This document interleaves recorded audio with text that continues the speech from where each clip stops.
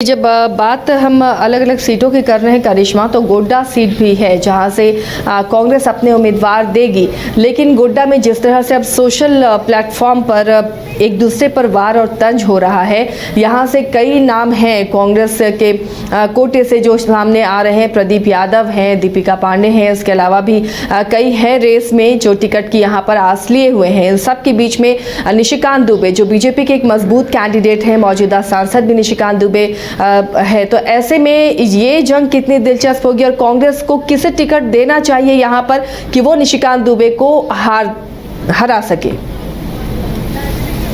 जी देखिए, गोड्डा लोकसभा सीट की बात करेंगे आसिया, तो लगातार निशिकांत दुबे ट्वीट कर रहे हैं और कई आरोप जो है वो लगाते हुए नजर आ रहे हैं, क्योंकि इंडिया गठबंधन की ओर से 3 प्रत्याशी यानी कि कांग्रेस के 3 प्रत्याशी जो है वो रेस में है। एक तो महागामा विधायक दीपिका पांडे सिंह, उसके साथ ही पुड़ैया हाट विधायक प्रदीप यादव और पूर्व सांसद फुरकान अंसारी भी रेस में है। लेकिन लगातार ये कहा जा रहा है कि प्रदीप यादव को शायद कांग्रेस की ओर से टिकट मिल सकता है।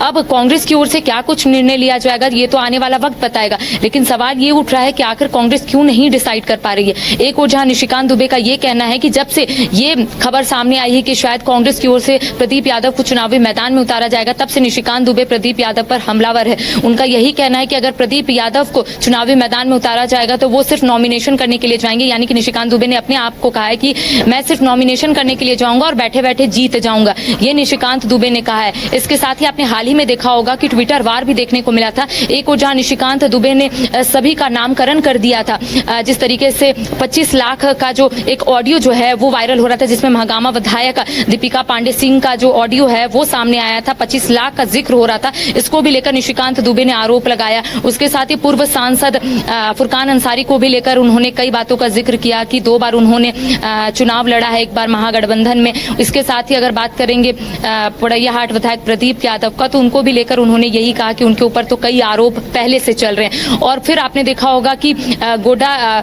की माफ कीजिएगा महागामा विधायक दीपिका पांडे सिंह की भी ओर से एक रिप्लाई आता है निशिकांत दुबे पर। तो कह सकते हैं ट्विटर वार जो है वो देखने को मिल रहा है। सभी लोग एक दूसरे का नामकरण करते हुए नजर आ रहे हैं। एक और जहां पर जामताड़ा विधायक इरफान अंसारी अपने जो बयान है उस पर काफी वो सुर्खियां बटोरते हैं, और ऐसे में इरफान अंसारी का भी यही कहना है कि आने वाले समय में चीजें स्पष्ट होगी कि आखिर गोड्डा लोकसभा सीट पर कौन जीत हासिल करता है।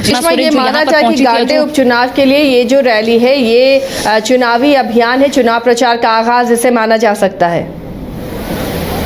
जी, ये चुनावी रैली ही कह सकते हैं आसिया, क्योंकि देखिए लोकसभा चुनाव का बिगुल भी बच चुका है और इस बीच गांधी विधानसभा में उपचुनाव भी होना है। तो ऐसे में पूरे तरीके से झारखंड मुक्ति मोर्चा ने कमर कस लिया है। कल्पना सोरेन की बात करेंगे तो जब से कल्पना सोरेन के नाम पर मुहर लगी है तब से कल्पना सोरेन जो है वो तमाम चीजों को लेकर मीडिया के समक्ष अपनी बातों को रखती हुई नजर आ रही है। कल प्रत्याशी के नाम की घोषणा हुई तो आज सीधा झारखंड मुक्ति मोर्चा के केंद्रीय कार्यालय पहुंची कल्पना सोरेन। बैठक जो है लगभग आधे से 1 घंटे तक अंदर चली। कार्यकर्ता, जिला अध्यक्ष मौजूद थे और ये बताने और ये समझाने की कोशिश की गई कि आखिर किस तरीके से आगे की जो रणनीति है उस पर आने वाले समय में चर्चाएं होंगी, क्योंकि कल जेएमएम की जो विधायक दल की बैठक थी वो काफी महत्वपूर्ण थी इस लिहाज से भी, क्योंकि गांधी विधानसभा में उपचुनाव भी होना है। उसके साथ 3 सीटों पर प्रत्याशी के नाम की घोषणा भी होनी है। उसके साथ 21 अप्रैल को महारैली यानी कि उलगुलान महारैली जो नाम दिया गया है उसका आयोजन होना है। और ऐसे में इंडिया गठबंधन के तमाम जो बड़े नेता है, बड़े चेहरे हैं, वो राजधानी रांची पहुंचेंगे। तो ऐसे में जो तैयारियां हैं आसिया, वो कहीं ना कहीं यहाँ पर कल्पना सोरेन ही देख रही हैं। और गांधी विधानसभा सीट पर जिस तरीके से तैयारियां होनी है इसको भी लेकर आज कल्पना सोरेन ने कहा, उनका कहना है कि सिर्फ परिणाम का इंतजार कीजिए, तमाम चीजें जो है आने वाले समय में स्पष्ट भी हो जाएगी। जी चलिए, तो कॉन्फिडेंट है कल्पना सोरेन। एक और चीज समझना चाहेंगे करिश्मा आपसे, जिस तरह से अब पलामू और चतरा में सीटें जो फंसी हुई थी राजद और कांग्रेस के बीच में, इंडिया गठबंधन के ये हिस्सा है और फिलहाल वहां पर अब पलामू से जब आरजेडी ने अपने कैंडिडेट को सिंबल दे दिया है तो चतरा से कांग्रेस की दावेदारी बन रही है। लेकिन इन सब के बीच राजद अभी भी चतरा से छोड़ने के मूड में नहीं है। तो क्या इंडिया गठबंधन यहाँ पर बिखर सकता है? क्या राजद यहाँ बिहार की तरह कई सीटों पर अपने कैंडिडेट खड़ा कर सकता है?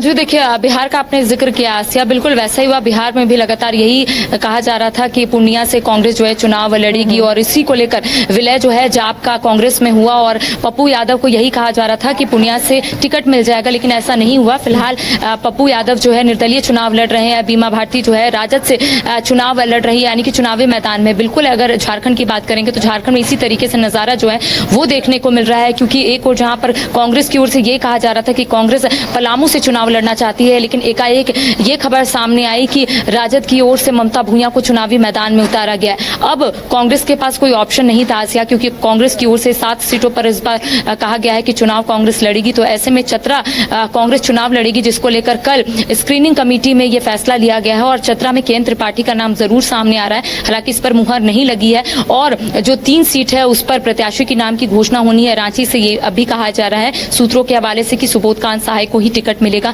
सुबोध कांत सहाय चुनावी मैदान में उतरेंगे। गोड्डा से प्रदीप यादव का नाम अब सामने आ रहा है, ये कहा जा रहा है कि प्रदीप यादव को कांग्रेस से टिकट मिल जाएगा गोड्डा सीट से। तो कह सकते हैं कि एक एक करके लोगों का नाम जरूर सामने आ रहा है और एक महत्वपूर्ण सीट जो है धनबाद हॉट सीट कहा जा रहा था। अभी हाल ही में आपने देखा होगा कि जब से सरयू राय की एंट्री हुई थी यही कहा जा रहा था कि अगर कांग्रेस का सपोर्ट मिलेगा तो निर्दलीय चुनाव लड़ेंगे सरयू राय, लेकिन अब ये कहा जा रहा है कि बेरमो विधायक अनूप सिंह की जो धर्मपत्नी है अनुपमा सिंह और उनके जो भाई है कुमार गौरव, उनका नाम रेस में है। तो ये कहा जा रहा है इन्हीं दोनों में से कोई एक जो है चुनावी मैदान में उतरेगा धनबाद से। तो चीजें जो है कुछ थोड़ी देर के बाद स्पष्ट हो जाएगी, क्योंकि कहा जा रहा है कि आज कुछ सीटों पर जरूर कांग्रेस जो है